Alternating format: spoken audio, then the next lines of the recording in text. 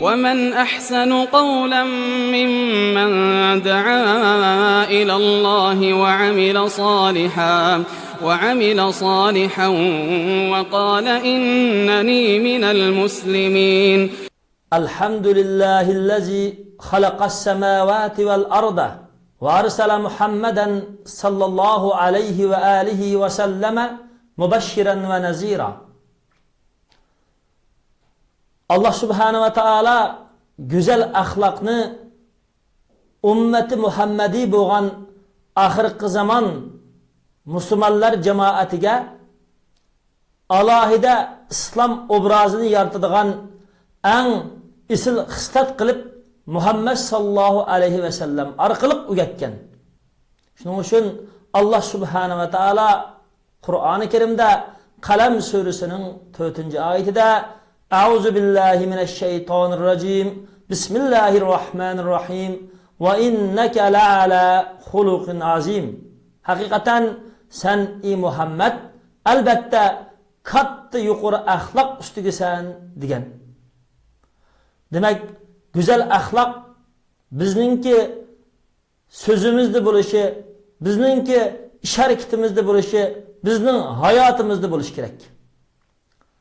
Muşu İslam'ның ameli obrazı bo'lgan, Allah Taala'nı razı qiladigan ve İslam'ni etrafımızda dunyoga ve cemiyetke yo'ruq nur bilan chachadigan muşu güzel ahlakninki ameli ifodalaridan eng muhimi rostchilik.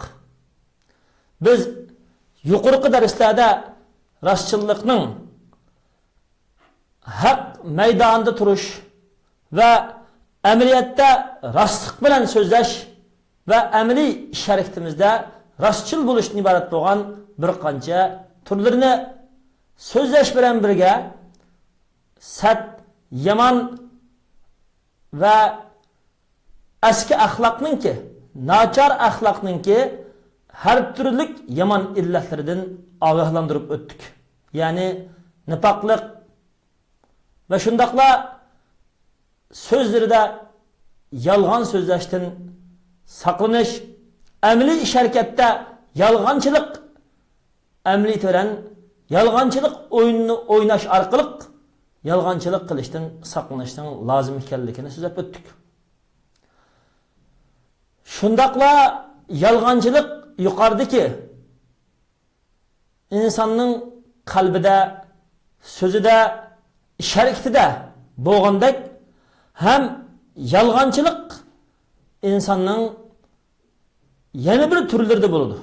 Bu turlari ko'pincha musulmon qarindoshlarimizga nisbatan bilinmaydigan, ammo jinoyati ig'ir bo'lgan yomonlik.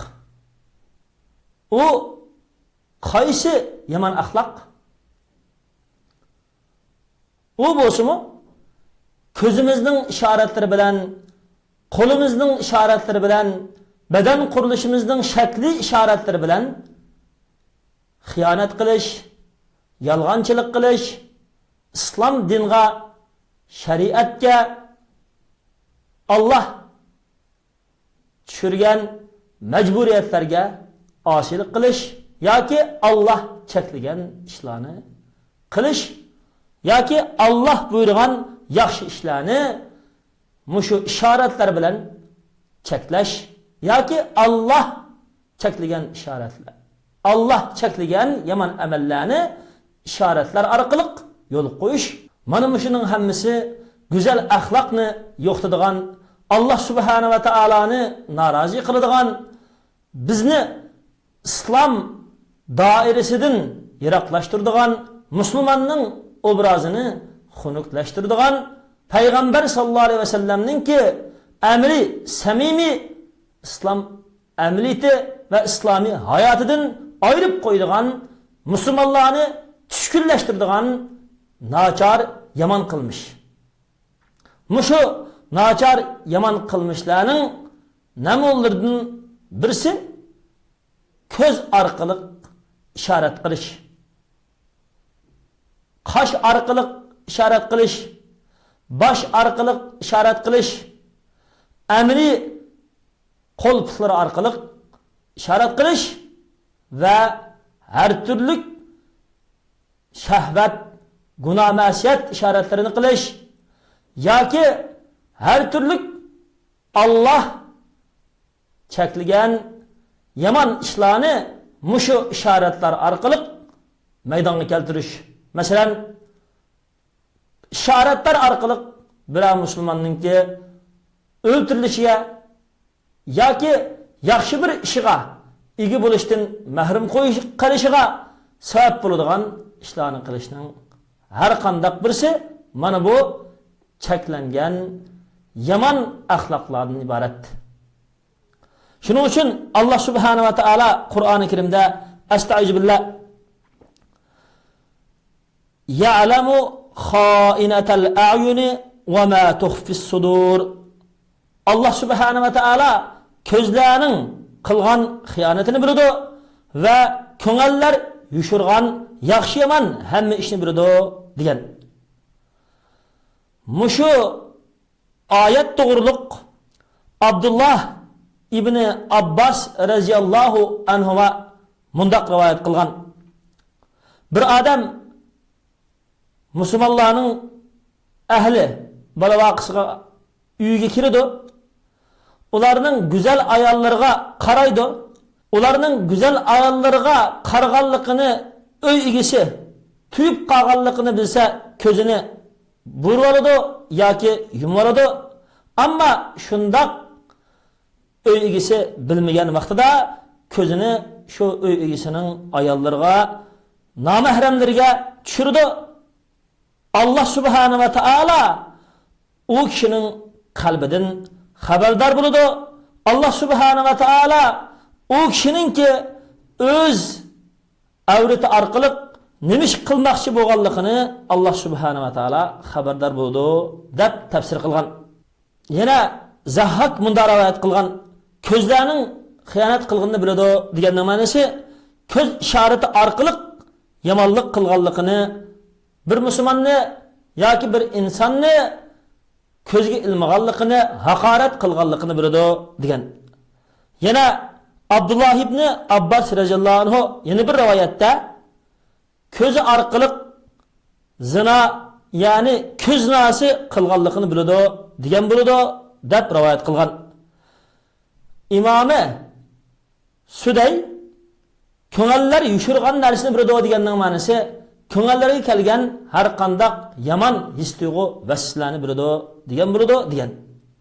Demak, qarindoshlarimiz ko'zlarimizning nachar yomon yerlari qarishi bizningki ko'nglimizning yomonlikqa, yomon vaslarga tushib qolishiga sabab bo'ladi. Shuning uchun har qanday bir musulmon go'zal axloqli bo'laman deydi ekan, ko'zlarimiz sodiq bo'lish kerak.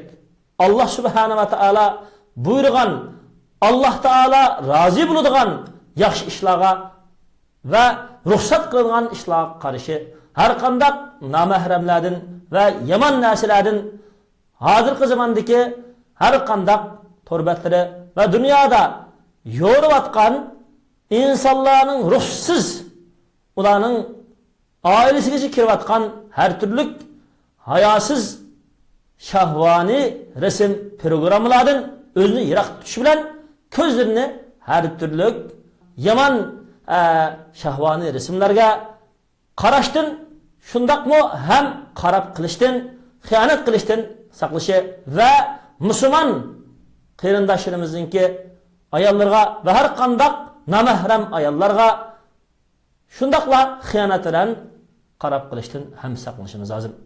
Hem ko'zlarimizning ishorati orqali musulmonlarga aziyat yetkazishdan yoki qo'lida kuchi va zolimlarga musulmonlarni chaqib berishdan, musulmonlarni uydirishdan, musulmonlarni har qanday bir yomonlik va zulmga ushlashiga sabab bo'lishdan, musulmonlarningki qizlari, o'g'illari, oilasiga ishoratimiz orqali boshqalarning aziyat yoki xiyonat yo yomonlik yetkazishdan o'zimizni saqlab qila olsak va shundaqla har qanday bir sorun o'ltirgan yig'ilishlarimiz, munosabatlarimizda ko'z ishoratlari qo'l ishoratlari orqali musulmon qarindoshlarimizga aziyat etadigan harakatlarni qilib, o'zaro birsimizga ko'zga ilmaslik ishoratlarini qilishdan saqlanarsak, ondan biz haqiqiy go'zal axloqqa ega bo'lgan bo'lamiz. Demak, mana bu hozirgi biz yashayotgan davrda mushu qo'l ishorati, ko'z ishorati, qosh ishorati, bosh ishorati orqali har turli yomon ishlarni, yomon axloqlarni maydonga keltirish va ro'yobga chiqarish nihoyatda har qaysi jamiyatlarda davom qilgan, avj olgan bir davr bo'lg'achqa, bizning har qandigimiz ko'zimizda yuqorqi har qaysi ishorat organlarimizda har qandaq bir xiyonat va yolg'onchilikninki bo'lishidan o'zimizni saqlab qila olsak, ondan biz haqiqiy payg'ambar sollallohu alayhi vasallamninki go'zal axloqini o'zimizda azlashtirgan Qur'oni Karimning axloqi bilan haqiqiy axloqlangan mu'minlardan bo'laymiz. Biz yuqorqidek yomon axloqlardan saqlanishimizning asosiy omili nima desa, rostchil mu'minlar bilan bo'lish. Shu Allah subhanahu va taolo Qur'oni Karimda ya ayyuhallazina amanuttaqulloha va kunu ma'as sodiqin deb Sura Tavbaning 119-oyatida shunday degan. Ey mu'minlar, Allah Taoladan haqiqiy qo'rqinglar va rostchillar bilan bo'linglar degan. Qarindoshlarimiz, hozirgi jamiyatda mushu har turli yuqorqi biz so'zlab o'tgan ishorat va ko'z qishish, qo'l ishorat qilish, har turli ishoratlar bilan, put-qo'llarning harakatlari bilan xiyonat qilish, yolg'onchilik qilish, aziyat etkizish omillarininki maydonga kelib qilishi, bo'libmi yosh o'smirlarimizda, bo'libmi bir tuqqanlar, oz-singillar o'rtasida, oilalarda mushundaq ishlar bo'lib, o'zaro birimizni mushu ko'z qishishlar orqali, qo'l ishoratlar orqali ota-onamiz bir so'rinda o'ltirib ya bir yig'ilishda o'ltirsa, birsimizga xilich yoshlarimiz cho'ng bir yerga berib bo'lganlimi, bunda ishorat qilish orqali aziyat berganligimizdan jang-jidal oilada qurmaydigan, oz-singillar kelishamaydigan, bir tuqqanlar kelishamaydigan mushundaq ahvollar bizning jamiyatimizda mushu har turli ozg'un jamiyatga yomon axloq tarqatayotgan filmlar yoki ozg'un jamiyatga yomon axloq tarqatayotgan jamiyatga har turli yomon axloq bilan ta'sir ko'rsatayotgan axloqsizlarningki ta'sirotlari yo'qqanlik tufaylidan oilada xotirjamlik bo'lmaydigan, jamiyatimizda xotirjamlik bo'lmaydigan, ham shundaqla sharm hayo masalasidami birsimizga hayo qilmay ana shundaq namahram qaraydigan ahvollarning yuz berishining hammasimi mushu bizningki hozirgi jamiyatimizda haqiqiy taqvodor bo'lmaganligimizdan kelib chiqqan va rostchil mu'minlar bilan ko'p aralashmaganligimizdan kelib chiqqan va yaxshi bo'lgan islom da'vat so'rinlariga aralashmaganligimizdan kelib chiqqan. Shuning uchun qarindoshlarimiz, biz Allah subhanahu va taoladan nari bo'lsak taqvodor bo'lishimiz ham rostchil bo'lgan sodiqlar degan Allohning dinini va islomni atrofga tarqatgan solih ustozlar, solih da'vatchilar, solih islomni atrofga o'zining so'zi bilan, o'zining amaliy harakati bilan tarqatgan ixlosman har qanday bir islohotchilar. Shuning uchun mana shundaq haqiqatparvar islohotchi islomiy da'vatchilar bilan, islomiy ustozlar bilan va ularning har turli da'vat so'rinlari bilan birga bo'lsak, ularningki har qanday yaxshiliklarda birga bo'lishga tirishsak, xuddi payg'ambar sollallohu alayhi vasallamning hadisida yaxshi ishqa hamroh bo'lg'uchi degan xuddi ipar satqishiga hamroh bo'lgan o'xshash, yomon ishqa hamroh bo'lg'uchi degan xuddi ko'rak fudigishiga hamroh bo'lg'unga o'xshash degandek, yaxshi ish va yaxshi ishni tarqatadigan odamlarga hamroh bo'lsak, undaq odamlardan bizga xushpuroq keladi. Ya'ni yaxshi ish kunimiz, yomon ishlarga hamroh bo'lganlarga ko'p amlashsak, yomon ishlarni ko'tarib yurganlarga ko'p amlashsak, ulardan bizga mikrob, yomon xislat yo'qadi. Shuning uchun qarindoshlarimiz, biz yuqorqidek har turli hozirgi zamonda avji olib ketgan ko'z, bosh, qo'l namahram sharatlari va har qanday bir jamiyatda musulmonlarga aziyat yetkazgan yomonliklarni qilish shundoq omillardan saqlanib birsimizga haqiqiy mehr shafqatlik musulmon bo'lsak, u chaqda islom axloqini o'zimizda o'zlashtirgan haqiqiy musulmonlardan bo'lamiz.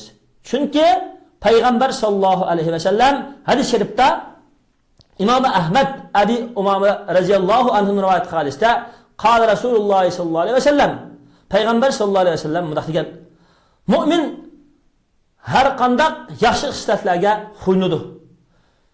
Lekin xiyonatga, yolg'onchilikqa xo'ylanmaydi degan. Mu'minda nurg'unlagan yaxshi xislatlar bo'ladi. Ammo eski xislatdan bo'libmi xiyonatchilik, yolg'onchilik mu'minda bo'lmaydi.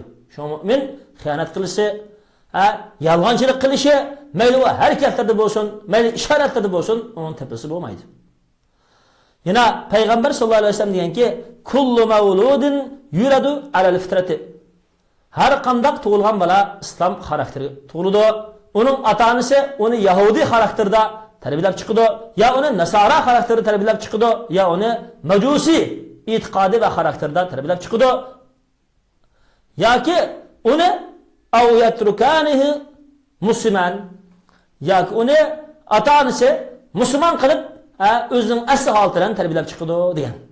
Qarindoshlarimiz, mushu hadisninki mazmuni bo'yicha biz o'zimizning asli xisati bo'lgan islom xarakteridan bolalarimizni tarbiyalab chiqish ahamiyat beraylik.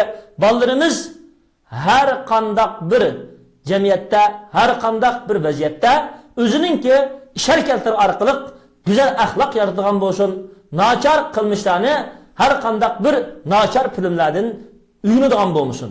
Bo'libmi yolg'onchilik, yolg'on afsonalarga to'shqan hozirgi zamondagi dinsizlarning, bo'libmi Xitoy kommunistlarininki chet ellarda butunlay yolg'onchilik afsonalariga to'shqan Yevropaliklarning har turli afsonaviy musulmon yoshlarimiz va musulmon yosh o'smirlarimizning qalbi ruhiga har turli serganlikni, natsa qo'qadigan qo'rqinchini paydo qiladigan yo'q atalmış ana shundoq yosh o'g'il qizimizninki kallasiga ta'sir qilayotgan hozirgi zamondagi qo'rqinchi tuyg'ularni biz yo'q qilamiz desak, biz avlodimizni islom sog'lom tabiati ustiga qurishimiz, ularga mushu har turli yolg'on filmlarda qo'yilayotgan, o'gitilayotgan shundoq masalan nauzubillah osmon ilohlari, zimin ilohlari, qorong'ulik ilohlari, zulmat ilohlari degandek yolg'on ilohlarni Alloh taolaga shunda chaplaydigan, tuhmat qiladigan har turli sehriy filmlar, har turli yolg'onchilikni tashkil qiladigan filmlarning yolg'on abdi bashirisini bolalarimizga ochib berishimiz, ularni ish harakat va har qanday bir so'z va amalda yolg'on iddia, yolg'on so'z, yolg'on ishdan yiroq turishga yuzlantirishimiz kerak. Shuning uchun Alloh subhanahu va taolo Qur'oni Karimda faqim wajhaka lid-din hanifan fitratallohi allati fataran-nas alayha. Siz Muhammad alayhisolatu vasallam yuzingizni haq ustiga qurilgan islom diniga yuzlantiring. Bu haq ustiga qurilgan islom din Alloh subhanahu va taolaning yaratgan xarakteri. Ki xaloyiqni Alloh subhanahu va taolo mush xarakteri bilan yaratgan dedi. Hammamizni Alloh subhanahu va taolo sog'lom islom xarakteriga, sog'lom islom go'zal axloqiga ega bo'lgan mu'minlardan bo'lg'inimiz qilsin. Biz musulmonlar jamiyatimizni, oilamizni, atrofimizni sog'lom go'zal axloq bilan qurgan, har qanday yolg'onchilikdan, yolg'on ish harakatdan, xiyonatdan xoli bo'lgan haqiqiy saf musulmonlar jamiyati, musulmonlar oilasi, musulmonlar davlati, musulmonlar dunyosi barpo qilishga Alloh nasib qilsin. Va salli ala Muhammadin va ala alihi va ashabihi ajma'in bi rahmatika ya arhamar rohimin.